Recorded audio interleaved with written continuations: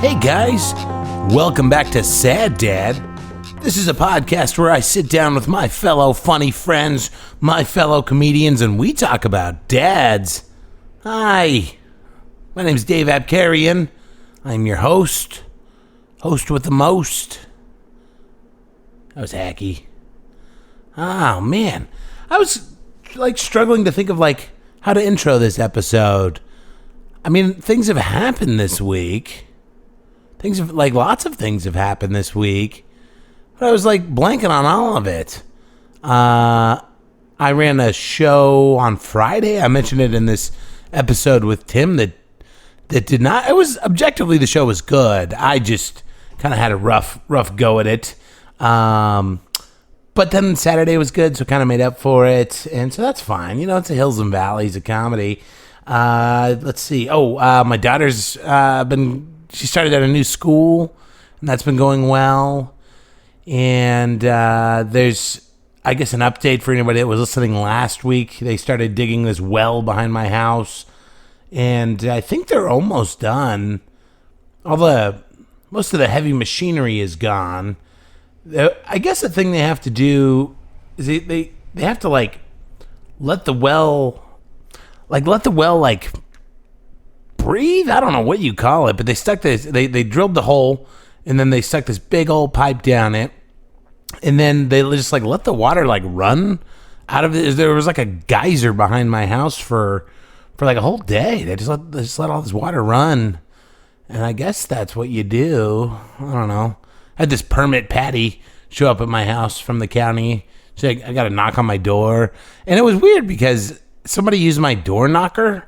I have one of those tiny little door knockers that nobody really uses, I don't think. And I heard this little tick, tick, tick, tick noise. And everybody that knocks on my door on any kind of a regular basis usually is kind of pounding on it or whatever. But so I opened the door and she's like, "Are you the owner of this house?" And I was like, "Well, kind of, sort of, yeah. And she's like, "Well, I need to see your permit for that well that you're digging back there." And I was like, "Oh man, I don't have that."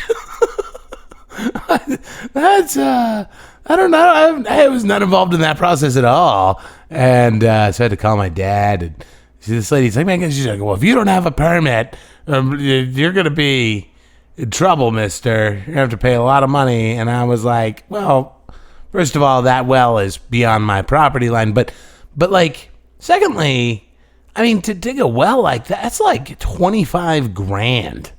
It's $25,000, and my dad's not paying for it. The guy that's leasing the land for my dad is paying for it.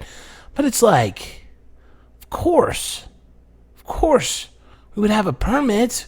We're going to hire all these guys to come out here and start digging a well with all their heavy machinery without making sure we have a permit. I don't know. She was just so aggressive with me. I was like, whoa. I just woke up and put on pants. It's a lot coming at me all at one time. I don't know. So that's something that came to mind. I spent most of the week with Matt Cole and Tim Groeschel, who you're going to hear on this episode, and another guy named Jacob Trimmer. They came up and did a series of shows up here in the rooms that I run, and they crashed at my house for a few days, and that was fun. They're good dudes. And I enjoyed hanging out with them, and then we podcasted, so that was fun. It was a lot of sweaty man meat in this house, though. They're on a tour. Tonight, I think, is their last night of the tour. They've been going up and down the Central Valley. They called it. They're all three big boys, and they called the tour the Hypertension and Broken Suspension Tour. Which I thought was fun. That's a fun one. And so yeah, that was, like I said, that was a lot of fun. I'm really excited. This going into September, man. I have some cool comedians booked both on our comedy shows and that are going to be doing this podcast. I'm really, really excited about September. I feel, not to be too braggadocious, but I feel like I'm pretty goddamn good at booking comedy shows. Let's just be real. Let me just take that win, you know? let me just humble brag. I don't think that was humble bragging at all. I think that was just bragging. But I'm so excited for some of the folks we have coming up. So if you're in the Fresno area, follow me on Facebook. I do want to make a special request of my audience members that are here in Fresno. Well, you know what? I'll bring it up at the end of the show. Let's get into today's episode with a really, really cool guy. His name is Tim Groeschel, and he, again, was up on that tour. Tim is just a super sweet, super smart, super funny dude, and I had a ton of fun hanging out with him, again, in person, and chatting on this podcast, and he was just totally down to go wherever we wanted to go when we were chatting on today's episode, and so I really appreciate him being so open and honest with me about stuff, and just if you get a chance to see Tim, just do it. He's got a great act. He's again super funny, outside the box thinker, and but also very relatable, and I think you guys will see a lot of that or hear a lot of that on today's episode. So let's jump into it, guys. Today's episode, Tim Groeschel and I will catch you on the other side of this thing.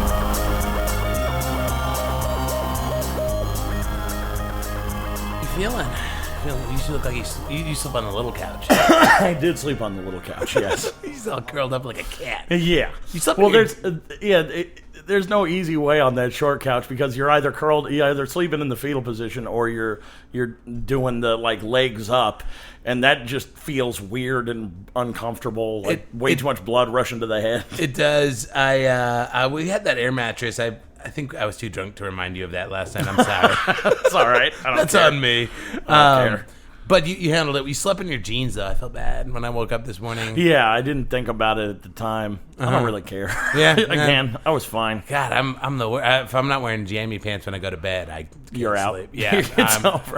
It's just yeah. No, I can fall asleep anywhere, anytime. Can you? Yeah, pretty much. It was kind of cute to wake up to the chorus of snorings this morning. Like you, Jacob, and Matt. It was just like here, there. It was. Oh, yeah. Yeah, it was some like sad enchanted forest. Yeah. Just walking up. My God. It just sounds like the most haunted house ever. Yeah, it does. Yeah, it's a lot of sweaty man meat in this place. But I mean, I don't know. You guys are fun though. You've been having fun. Oh yeah. I've been having a great time. When was the last time you were up in Fresno? I think the last time I was up here with Matt and stayed over with Danny. Yeah, that was back in the Mother Mary days. Yeah, that was Mother Mary. So that was like, I don't know, 2 years ago, maybe. Oh, wow, something like been that. A while. Yeah. And do you get out on the road often, or is it? No, not at all. Well, because I got a full-time job. That's right. So for this, I took vacation days. Holy shit! Yeah. Oh, on your vacation. Yeah, exactly. To Fresno. You and I had a pretty. I really did enjoy our mandate yesterday, though. Oh yeah. To the eggs Benedict joint. Yeah. And you got that monstrosity of a meal. That thing was haunting. Yeah. It was a biscuit, then multiple chicken fried steaks. Like not even one. Like there were a ton of them, and then a fried egg on top of that, and all of it smothered in gravy. Like it was just asking for death. I really do feel like I'm taunting my fatness at this point. Yeah. You're calling down the thunder, buddy. Yeah. That's funny. Again, just leaning into the stereotypes now. I know I said it to you yesterday, but it's impossible to leave that place without feeling like extremely dehydrated. Yeah, it's true. Well, yeah, because it's a war getting that meal down. That was a battle. That's why I was watching you over there. I was like, God damn, he's really putting this away. You had experience. You know? I did. In fairness to you, mine wasn't quite as dense. Like mine was a little lighter, a little fluffier. You mean yours wasn't compounded with chicken fried steaks? Yeah, I don't think I had any plural. I had some chorizo and avocado on mine. Okay, so it was pretty light. I was able to stay light. Yeah, we all know the light chorizo. Yeah. Fucking nuts. Oh my god. That's how I do it. Well, you're Tim. Tim, is it? I'm always worried I'm going to pronounce your last name right. Is it Groeschel? Yeah, Groeschel. Exactly. I nailed it. Hell yeah. Probably should have asked you that question about your last name before I introduced you on stage last night. Well, it doesn't matter. You got it right, so it's all good. That's good. Yeah. Everything's no, fine. it's funny. I always have to do that, like for new hosts, because it's the spelling of my name is bonkers. Sure, but it is. I'll never forget one time I was at the Ontario Improv, and I can't remember who the host was, but he comes up to me before my set, before he's going to bring me up, and he's like, it's Groeschel? I'm like, yeah, exactly. Like 2 words, Groeschel, done. Yeah. And he's like, okay, cool. And he goes up there, he says, everybody give it up for Tom Groeschel. I was like, motherfucker, you fuck up the 3-letter name? Come on, man. That's funny. Yeah. And of course, I had friends there that night, and so I could just hear them yelling, go Tom! I'm like, I'll never live in this one down. I didn't need this. We did spell your name wrong on the sign. Well, yeah, but on one side of the sign. On one side of the sign. The headliner side spelled wrong. The feature side the next night spelled correctly, which again I feel like is just a judgment from Danny. Yeah, since he wrote the sign, he did like make the sign. You don't deserve your name spelled right as a headliner. Yeah, I'm sorry, man. I'll fix it tonight. I think I forgot to fix it last night. Again, I could care less. It really doesn't matter. How did you get into comedy? What's that story? Really, I just didn't have anything else going on. You know, I just always liked stand-up, and I always liked telling stories. And I think I was listening to Marin or maybe Bill Burr's podcast. I can't remember which. And he brought up, like, how you get started. Like, you go to an open mic and you do all this. And I had never even considered it. Yeah. And I thought, okay, well, there's probably open mics in Orange County. I'll give it a look. And sure enough, this little coffee shop, Max Bloom's. Yeah, Max Bloom's has been a reoccurring character on this show. I've had a lot of OC comics on here. Yeah. Oh yeah, that's the hell room right there. If you can get a laugh in there, you got a good joke. Yeah. It's impossible. Yeah, I've done it, and it wasn't great. Matt dragged me to that. Yeah, one. the only way to win in that room is either to just get so frustrated and angry that becomes funny to the audience, or it's inside baseball. That's it. Yeah. If you can tell an inside joke, it usually gets a laugh, but it's like, that's so self-serving. It's so weird to hear people talk about Max Bloom's, because there's almost this weird, like, masochism to it. Oh, it's like, absolutely. It's like it hurts, but you kind of like it. Yeah. Well, yeah, I keep going back for some fucking reason. Yes, mother. Yeah. We have another. Right. It's so brutal. But I went there first time, and didn't go on stage my first time there. I was too petrified. Sure. And because at the time, the guy hosting it was this guy named Dave Nunez, and he's about 6'9". He's just this enormous Mexican man. Wow. Yeah, and I didn't know they made him that big. Yeah, me neither. But the list was already out, and all the numbers were already filled. Like, all the names were already filled out. And I saw a handful written into the bottom, and I was like, oh, is that something just the host does? And I'm too terrified to fucking talk to this guy anyway, so I'm just going to hang back tonight. And yeah, it's the best thing in the world, just going to an open mic before you actually do it, because you get to sit there and go, oh, all these people are garbage. Like, this is terrible. Yeah. Because most, especially an open mic, I mean, it's there so you can try out new material. Right. So even good comics, it's like, oh, this is crap. Yeah. You know what I mean? And yeah, absolutely. It's weirdly empowering in a way. It is. And you think, oh, I got this in the bag. And then you get up there your first time and figure out, oh, this is insanely hard. And how long ago was that you did your first one? 6.5 years ago. Holy shit, man. Yeah. Way to go. And one thing I have noticed about you, just in hanging out with you the last few days, I mean, you kind of seem like you've got a real appreciation for the art, you know, of comedy. I mean, you watch a lot of comedy. You really appreciate it. Absolutely. And has it always been that way for you? Not in comedy necessarily, because obviously I didn't know it well enough. Once you start doing it, that's when you can sort of see the mechanics behind it. You know what I mean? It's it's sort of like how you hear musicians talk about certain things, like unless you play as well, like unless you have that knowledge, it doesn't work. And so, yeah, the more technical and art side of stand-up I really didn't look into until I started doing it. Because at that point I was like, okay, this is like a code. I have to, I have to break this in order to figure out how to be funny. Yeah, right. Yeah, and it's tough. Yeah, you kind of nerded out on it, huh? You figured it out. Absolutely. And were you listening to a lot of comedy growing up, or was it sort of just a... Yeah, I did. I mean, I always liked comedies in general, but the first one, God, I hate having to admit this. The first stand-up I ever saw was Bill Cosby himself. Wild. Yeah. Yep.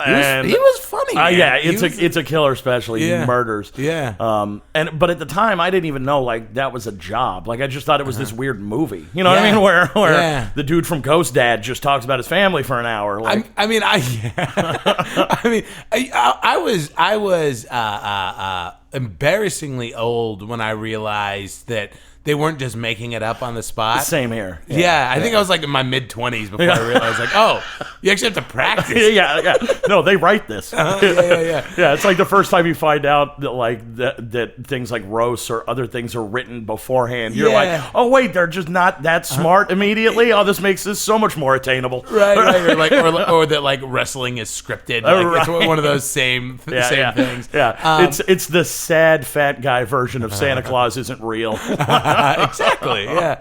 And was there like a specific moment or like trigger that was like, oh, I'm gonna start doing comedy now? Like, I mean, I know a lot of people. There's like usually an event like attached to when they decide to do comedy. No, like I said, it was oddly enough because I had nothing else going on, and like I said, I'd heard a podcast about starting comedy, and I thought, and by this point I was already a big fan of stand-up. Like after the Bill Cosby thing, then that was when like the Comedy Central Presents things first started happening when I was in my teens, and fell in love with that and started following comics that I'd seen on there. Right. And give me 1 second. I'm gonna fix your mic. What's up? Oh, your mic is it's not you. It's my mic. I think it's actually this cable. Okay. It's a little weird on me sometimes. My bad, dude. I'm sorry. That's all good. I totally interrupted you. You were in the middle of a good flow. No, that's fine. And so, the Comedy Central presents. Yeah, exactly. And then, like I said, I was a fan. And, I heard that podcast talking about trying it out. And I was like, hey, man, like, this could be fun. And, worst case scenario, I don't like it. And I just wasted 5 minutes of my life. Like, big fucking deal. This really seems like a win-win, regardless of what happens. I mean, I feel like there's get your thoughts on this, but I feel like there's almost like a big wave of like podcast inspired comedians that are coming up. Absolutely. I know that's a lot of what it was for me. Oh, you know, and and for me it wasn't like I never ever even thought about stand up. Like comedy was just something I tuned into every once in a while. If there was somebody on Netflix that I knew or whatever. But it was really when I like kind of fell down the podcast rabbit hole of listening to comedians' podcasts where I was like, oh, I think this is my tribe. Yeah, exactly.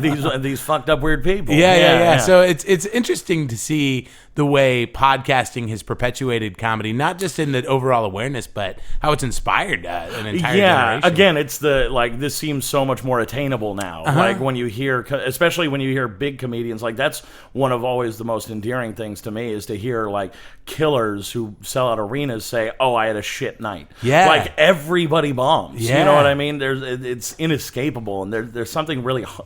Comedy's so humbling in that way. I don't know if this is the case with you, but anytime I feel like I'm getting an ego, the universe invariably throws a bomb at me. Like I just shit the bed and I'm like, oh yeah, I'm garbage. and then there's the other side of it too, where you have a string of bad sets, and then you get that little gift. Yep. Like you get that kill set, and you're like, oh, that's why I do. Yeah. I call it filling the gas tank. Yes, because the motivation is tough. It can be brutal to just you drive an hour or something to go do 5 minutes for a bunch of people who could give a shit. Yeah. Most of them just other comedians. Dude, you know. Yeah. So actually wanting to do that and keep going it drains on you. But those big sets or having somebody tell you that like they really like this one thing you did like that puts more fuel in the tank. I mean, I was feeling like that on Friday at our Friday show. I was hosting, and I did okay, but the audience turned on me, and it wasn't even so much that they didn't think I was funny. It was that I felt like they didn't like me. And that was almost worse. Oh yeah. And like I remember Friday night, and then like going Saturday, like all day Saturday, going into the Saturday night show, I felt like garbage. Like I felt like human garbage.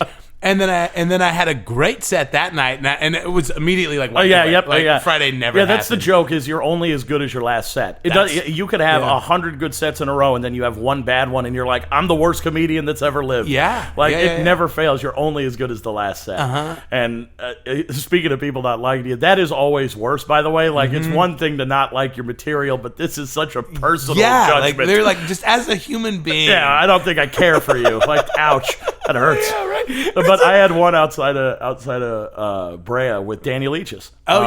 Where we both do our sets, and we're outside. I'm having a smoke. I don't know what he's doing, but we're both outside. And this older couple comes walking out, and again, we're talking like face to face, and this old lady walks up and straight up gets in between us, turns her back to me, and says to him, like, you were so funny. I love that you didn't have to curse or say anything bad. I was like, you old bitch. How dare you? I'm right here. I am standing right here. How dare you? That's wild. I was so pissed. Yeah, that hurts, man. And like you get the...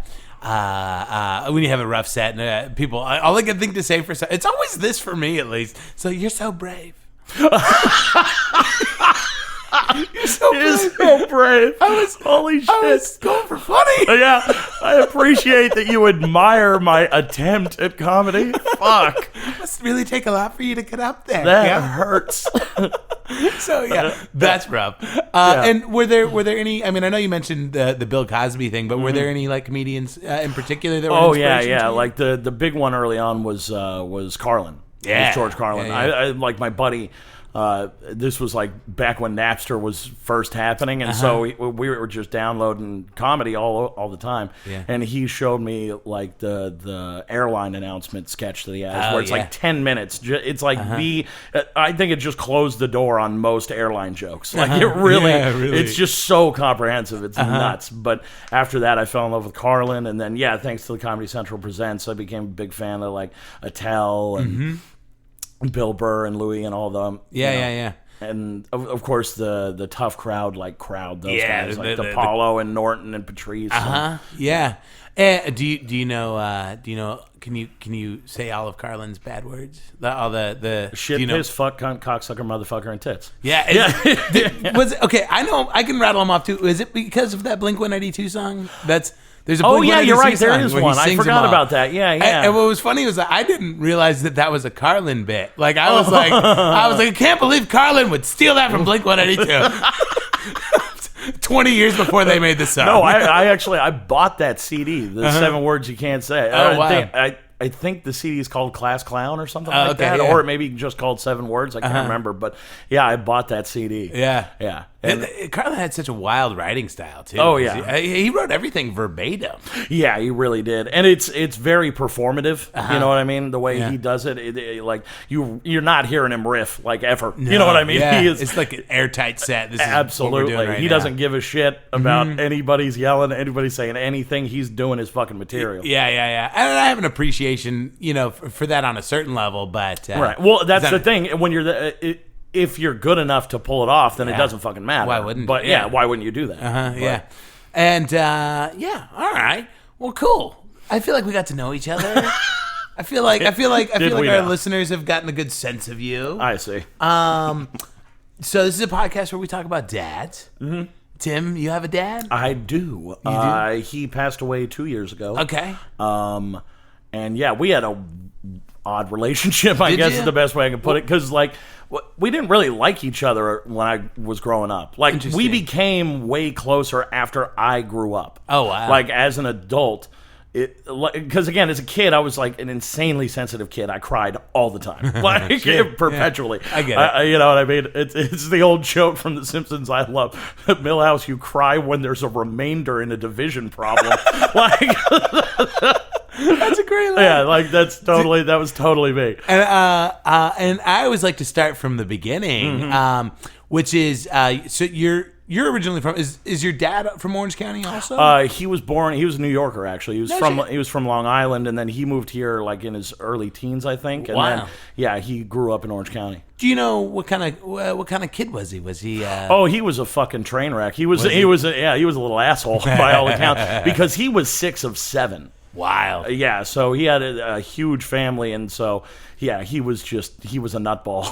Are you Irish? Are you Irish and German? Yeah. Irish and okay, yeah, nice little progeny. The perfect genetics for just drinking beer. Like that's it. Drinking beer and having children. Yeah, that's wild. I'm breaking one of those rules.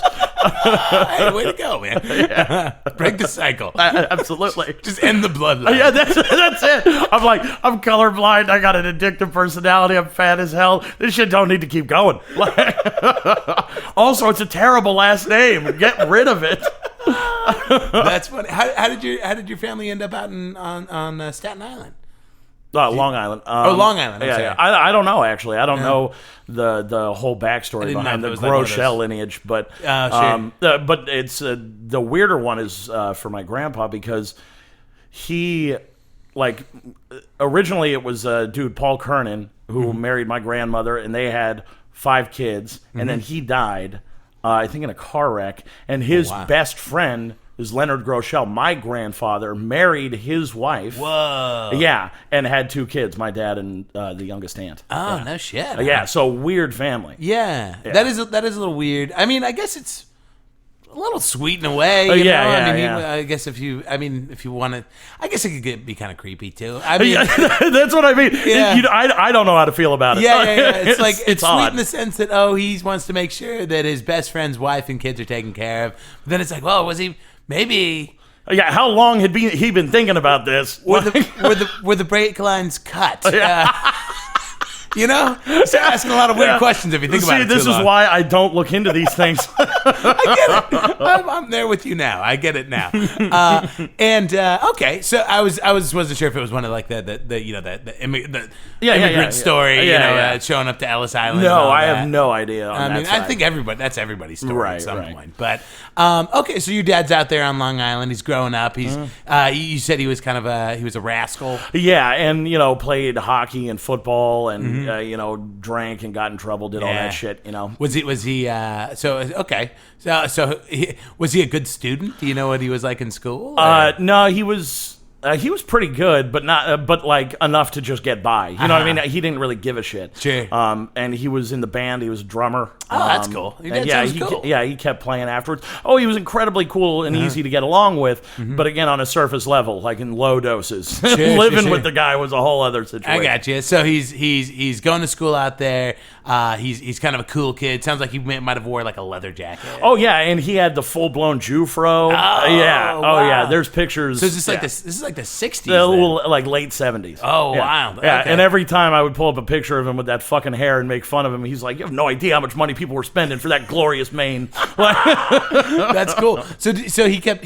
Was he playing like in and out of bands? Or? Yeah, exactly. He'd go in and out of bands and whatnot, and yeah, he was really just kind of. He was good actually. Yeah, because I ended up learning to play. Nice. I'm a terrible drummer. I'm really bad. I can do some pretty good sticking and rudiments, but the second I throw my feet into the situation, like the kick pedal, it's over. It's like cerebral palsy. It's terrible. So I picked up the bass instead. I still liked rhythm, and I like that's still like my thing. I like rhythm sections. Oh, cool, man. Yeah. So that like. Music and sports was basically like the main thing me and my dad connected on.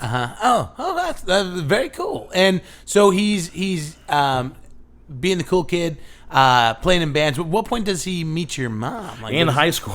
Oh wow! Okay. Yeah. So like high school sweetheart. Yep, pretty much. She was a year below him, and then they got together. Had me. He was 21. She was 20. Whoa. So young ass parents. Yeah. And then, sister came along 8 years later. So big gap between us as well. Were they still out at Long Island? No. Like I said, when he was a teenager, like think I want to say like 13 or something like that, he moved from Long Island to Orange County. Oh, wow. And that's where he met my mom, and everything happened there. Oh, and so the entire like fan bam, all 7 of them? Oh, yeah, all 7 of them. Yeah. Oh, wow. Everybody moved. And I think it was a work thing Was for it? my grandfather. Yeah, he was an electrician.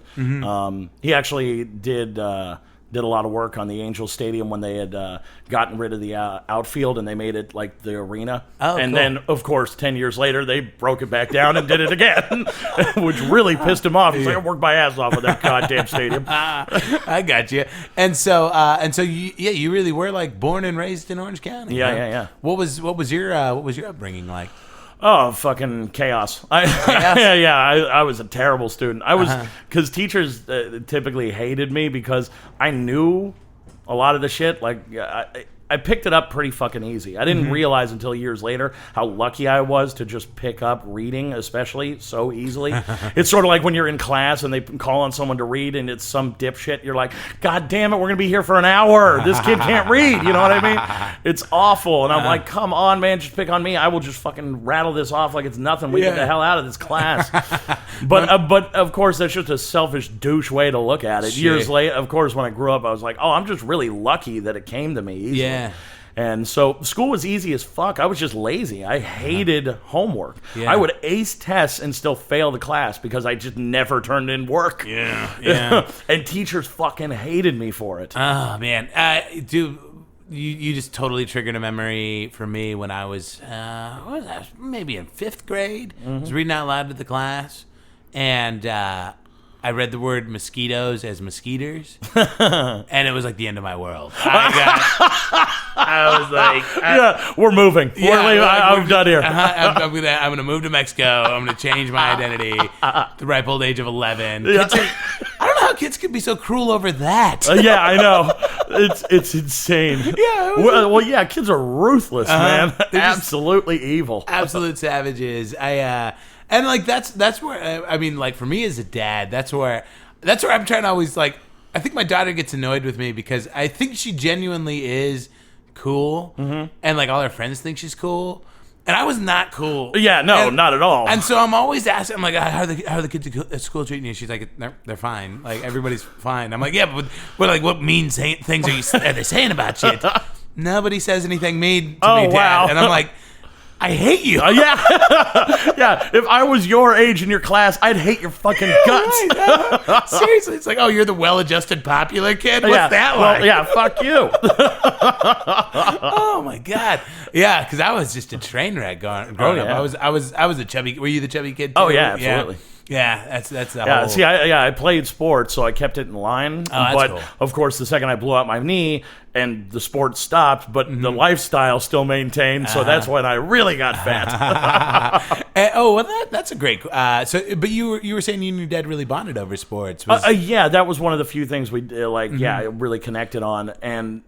But the dude was very emotionally unavailable. Especially, like I said, I was an insanely sensitive kid, and he did not know how to fucking deal with that. Really? You know what I mean? Because he grew up in a time, especially with his dad, my grandfather. He was like a Marine, pretty stiff upper lip dude, nice guy, but very hardcore. Yeah. And so I think he just saw it as, it's my job to make him a man. And here I was, this kid who just fucking cried all the time, and he just did not know how to deal with it. Sure. You know what I mean? And so, yeah, we just really never connected very much when I was a kid. And then I grew up, and I was like, it's weird. I got a lot in common with this guy. Like, I'm getting along pretty well. Yeah. Do you feel like, like him viewing your emotional, like, do you feel like he was afraid he was failing you? You know what I mean? Like if you were, I just think he didn't really know what to do. Yeah. I think again because he didn't grow up in a house where any of that shit was going on either. Right. So I just think he didn't know how to deal with it. Right. So his decision was typically just not to deal with it. Right. You know what I mean? And so yeah, I think he just didn't know how to cope. It's wild that literally just a generation ago, like our father, I mean, they were compared to like today's standards, they were like Neanderthals. Like, yeah. Like it's. I mean, I'm actually, in a lot of ways, I'm actually really impressed with how far men have come in such a short amount of time. You know, I mean, it's a very different world. yeah. And I mean, it's ultimately for the better, but sometimes I am like absolutely dumbfounded by like because if you look at like, who was I was talking to somebody about it the other day, but like if you look at like movies like American Pie, you know, like I mean that's 1999, you know, and like he's straight up he's using a webcam to watch to watch a girl and multiple people doing this, and it's played for laughs, like it's insane. It is wild that's and I mean, and that was. Less than 20 years ago. Exactly. That's what I mean. I mean, I was a teenager when that movie came out, and so it's. Anyway, but yeah, I'm sorry. We it's fine. But yeah, so I mean, it's sounds like your dad obviously wasn't sensitive to your sensitivity, and that created some problems. With regard to your sports, like was he like living vicariously through you? No, not at all. He wasn't that. He wasn't that way at all. It was just it was something that he appreciated. It was something that he had done, and so I think he liked that I did it too, and took my own interest in it. Oh, that's cool. You know what I mean? Like that was actually when he passed. That was the weirdest thing was because like football was our big one, and so. Like every Sunday or Monday night game, like I would get a text from him or I'd text him, like, are you watching this? Are you seeing this shit? What the fuck was that play? You know what I mean? And we'd just bounce back and forth, or he'd call me and we'd talk. And that was just kind of our way of communicating for like the last few years, because he lived out in Vegas. And and when this last season started in 2017, you know, he had passed. And I remember the first week, like the first Sunday, I'm at the bar watching the games, and something happened, and I picked up my phone instinctively, you know, and I was like, oh, fuck. And like that hurt more than I ever thought it would. Yeah, no doubt. You know, and it was like, it's such a stupid thing. Like we would just talk football, and yet that's what really got to me. Yeah, you know, I mean, whatever it takes to make that and maintain that connection, you know, I mean, that's such an important one. And what kind of work was he doing? He was a cable guy, oddly enough. Oh, no shit. Yeah, and then he just went into doing the more construction side of things. Okay. Not the laying cable, but doing what's called an MPOE, which is where all the wiring from the street comes to a main point of entry. And so then you got to split it all off and like section it and coordinate for like, okay, this is for these apartment units, and it's a lot of fucking tedious. Do you ever? Work. I see it come up like on Reddit every now and then, but like those super intricate, well organized like cable designs. You know, like you see like at the bottom of like the basements and tech rooms and stuff. It's a pretty fucking amazing thing. I worked with him for a couple of years, so I learned how to do that stuff as well. And and that's what I'm saying. Like that's when we really connected. I was about 20 years old, I think, maybe 19, 20. And I was working with him. And like I said, up until that point, we really just didn't get along very well. And then all of a sudden, we're just hanging out. And of course, by that time, like the sort of parent spell is broken a little bit. Like, you know what I mean? Like, because when you're a kid, your parents are just sort of this monolithic, like they're your parents. Absolutely, and then once you get past a certain age, it's like, oh yeah, they're just people. Yeah, they're just people. You know what I mean? They're as full of shit as everybody else. You know, they're just making it up like I am. You know, they just got a little more experience under their belt. You know. But because that had broken, I was just I just talked to him like he was just another dude. Yeah. And he did the same, because I think a similar thing had happened. Sure. And we connected really well after that. We got along way better in like the last 10 years than we did in the 30 before it. Well, and I think I heard you mention the other day that, you mentioned it just a second ago that you worked with him, and so I mean, was he what kind of a boss was he? Was he pretty patient, or was he? No, not at all. But he was a lot of fun. You know, I mean, we'd dick around a lot and fuck with people, like especially working on job sites where it's just nothing but Mexicans. Oh yeah, you know what I mean? We had a lot of fun and just dicking with people. Like at one point, we're wiring some stuff up in a closet, and Mexican dude comes walking up behind us. We don't know him. He's just on the site. And he starts asking us little questions like, what are you doing? What's this? And it's because like the more they know how to do, the more it helps them to get, hired that day. So they're always asking questions. Sure, and I'm perfectly fine answering. And so we're just sitting there answering his questions. And his other Mexican buddy comes walking up, looks over his shoulder at what we're doing, and goes, don't even fucking look at that fool. You're too fucking stupid. You can't even hang the fucking door right. Walk away. Holy shit. He just lays this guy out. We were dying. That's so funny. Yeah. Like my dad, I sometimes wish my dad was more of a ball buster in that way. Because my dad, he's very sweet and he's very patient. Okay. And sometimes he'll explain things to the point that I don't understand. Like he's explaining the minutia of this thing, and like, watch out if this happens, do this, and if this happens, I'm like, I just want to fucking do the thing. Like, let me fuck it up on my own. Yeah, let me fuck it up, and I'll fix it. Yeah. Whereas my dad's best friend, he's a contractor. He's been a contractor for 40 years. Okay. His name's Lowell. And sometimes Lowell will help me out with projects, and Lowell will just be screaming at me. And I'm like, yes. Yes, I love it. You'd be mad at me for fucking up. No, my dad was just, okay, here's how you do this. And then he'd walk away. And then he'd come back an hour later, and it'd be like, you fucked all that up. Well, it's because you didn't tell me this part. I thought you knew. Why would I know that? Like, you know. Yeah. That's so funny. Yeah, having it out like that. Oh, that's wild. And then, they eventually, you mentioned they moved out to Vegas? Yeah, after my parents split.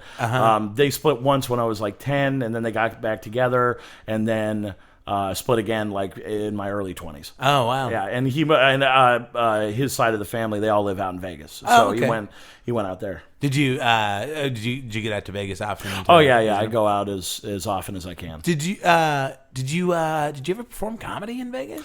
Yeah, I've done a couple of like small open mic shit, just kind of bouncing in there. Yeah. But I always wonder what that scene is like. It's pretty fucking nuts. Is it? Yeah. They're pretty crazy. A dude I started with, Will Couch. He lives out there now. Really? Yeah. Yeah. Because there's that one show I hear is really cool. Is it the Dirty at 12:30? What is it? Yeah. I've heard of that. Yeah, I think Matt. That's Matt's dream show. What is it? What is it called?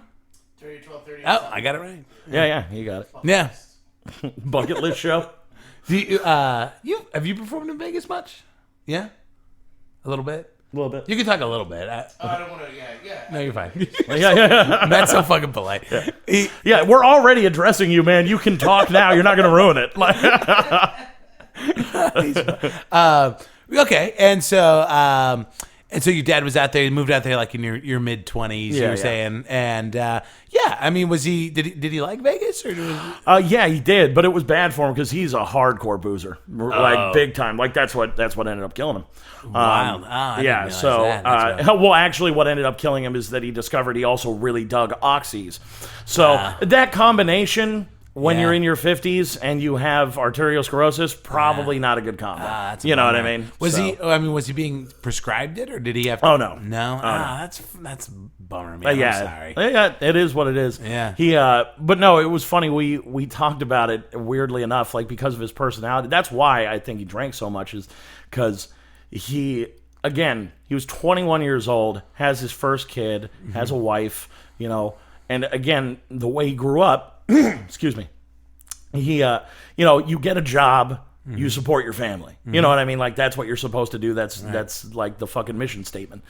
And he did that, and he fucking hated it, I think. You know what I mean? Because he, again, was kind of a nutball and liked playing drums and being in a band and shit. Yeah, right. And I came to the realization, I don't think he ever should have been a dad. Like, it just wasn't his, you know what I mean? Sure. It wasn't, he wasn't built for that shit. Sure. That wasn't him, Yeah, there's a phrase that's sort of like developed organically over the course of the show. And it seems like it applies to a lot of dads, which is he meant well, but he was perhaps ill-equipped, you know? Yes.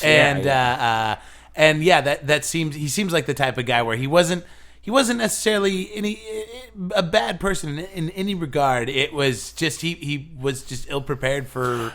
Yeah, father just didn't have the right tools. Yeah, he didn't know what to do, and of course, when you're fucking 21, you don't know what you want to do with your life, let alone And now he's got a kid thrown in his fucking lap. You know what I mean? So. Well, and that kind of work is hard. Like I'm sure there's a lot of digging. Like I'm sure it's. Well, no, he'd work on the poles and shit. You know what I mean? Yeah. He had like the bucket truck, the whole shebang. I mean, that's hard on your feet. That's hard on your back. That's hard on. Yeah. It just blows. Yeah, I was out. My dad. I needed to do a job for my dad recently. It involved like a lot of digging. Oh. And I was out there with the shovel, and I'm like, it seems like if you go to the gym, just about every piece of workout equipment is based on a practical action. Right. Whether you're squatting, it's lifting properly, or rowing, or whatever the fuck. There's at least some grounding.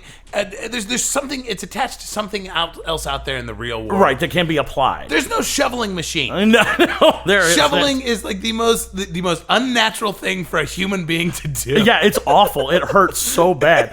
Yeah, I still think the one thing that's always fun to me is watching somebody do it who's never done it before. Yeah. Because you completely underestimate how long it takes and how fucking hard it is. Yeah, it's like you're thinking nightmare. I just got to dig a little 3x3 foot thing. That's not going to be an issue. Bullshit. Yeah. Have fun for the rest of the day, and your back is going to hurt. Yeah, dude. Yeah, I was having to dig up some. Well, you saw the stuff going on back here with the they're putting in a new ag well back there.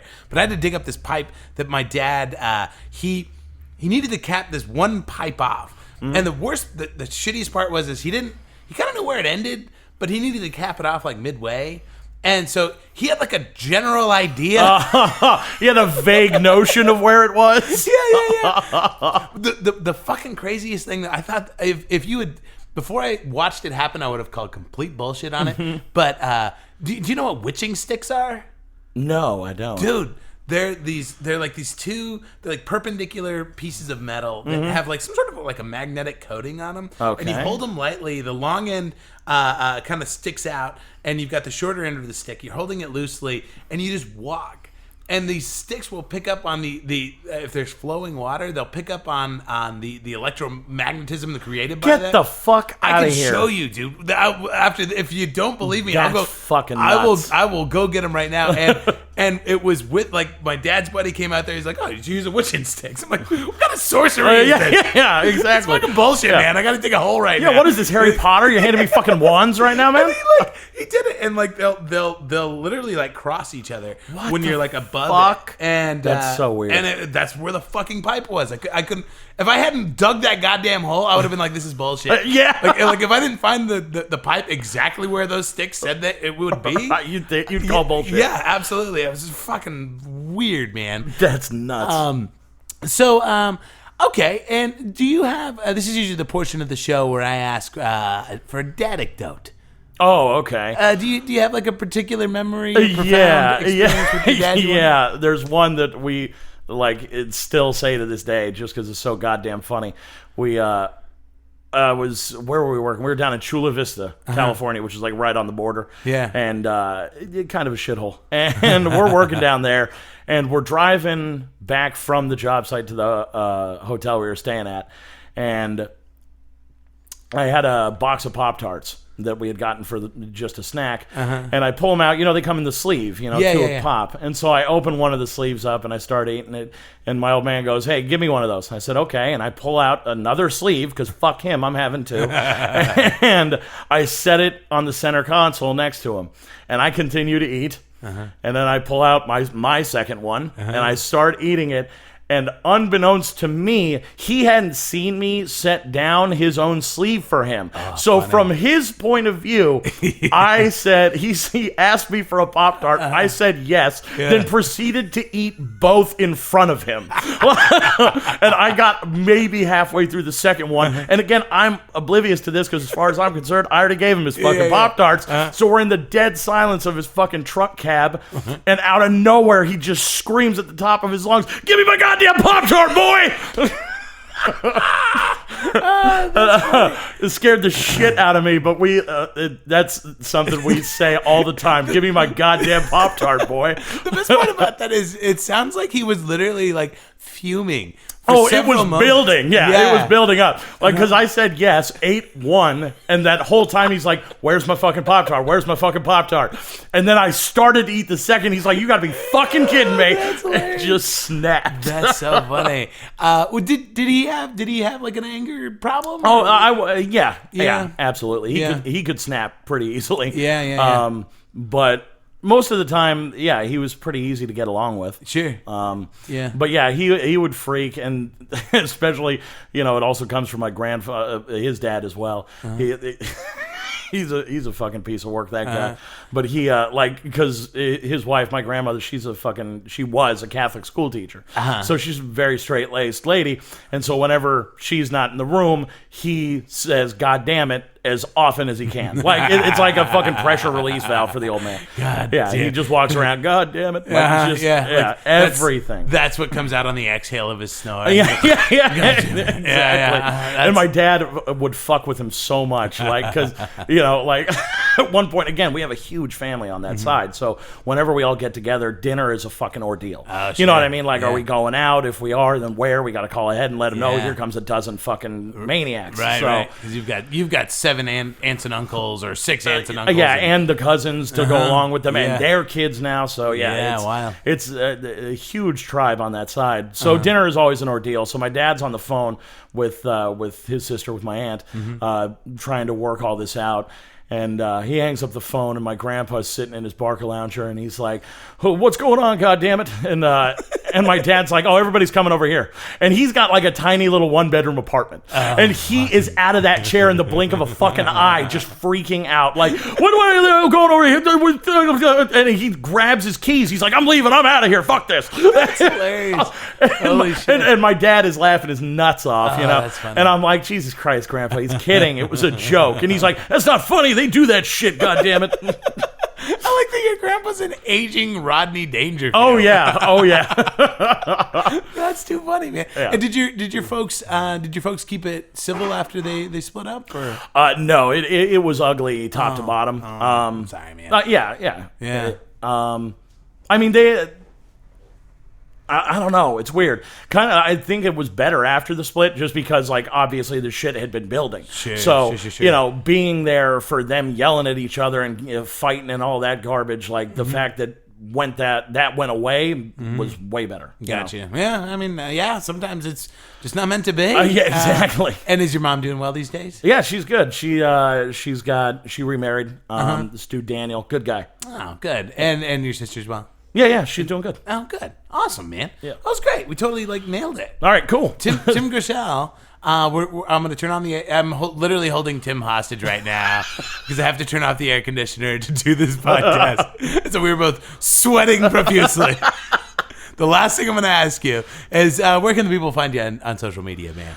If they liked you and wanted to follow Instagram, t.groeschel. Excuse me. Last name. It's going to be on the I'll put it in the show notes. Yeah. So Instagram is your preferred. Yeah, that's where I like to hang most of the time. Tim, you were an awesome guest. Thank you so much, man. Thanks for having me. Thanks for sweating it out with me. Yeah.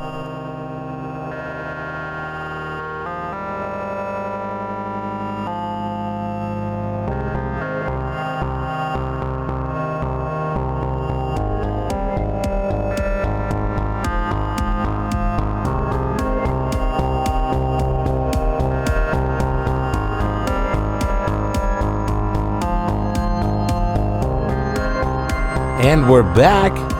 Tim Groeschel, everybody. He was great.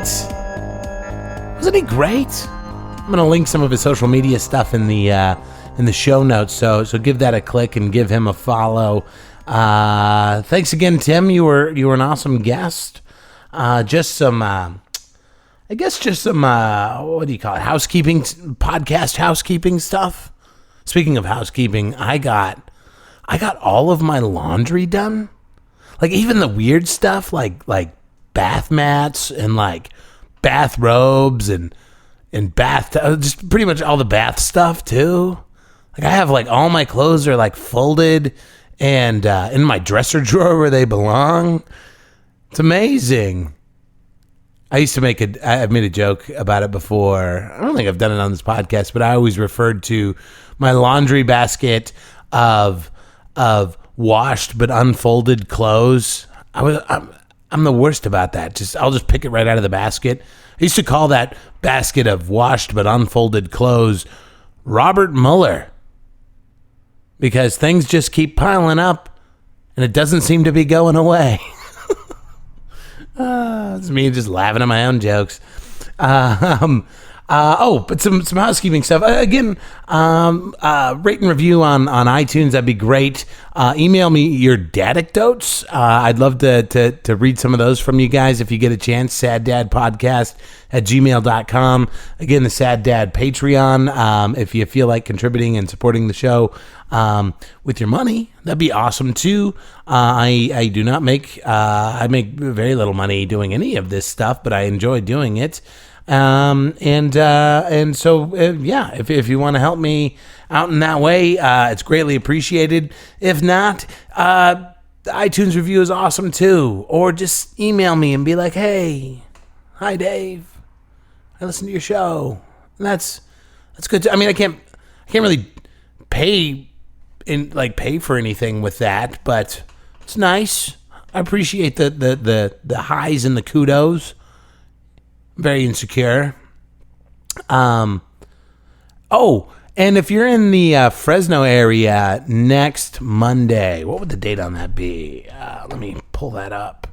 It would be September 3rd, Monday, September 3rd, you guys, 7:30 p.m. at DeChico's in Old Town Clovis. I've got this comedian coming out. Her name is Paige Weldon, and I absolutely adore Paige Weldon. I think she's extremely funny and talented. I'm probably going to have her on this show, and you guys will find out for yourselves. But for now, take my word for it. And for whatever reason, every time I book Paige, I always get like the oldest, most crotchety audience out for her that just don't appreciate her in the way that she deserves. And I know you sad dadites out there would absolutely adore Paige in the same way that I do. So if you could do me a solid, help me have an awesome show for Paige because she deserves it.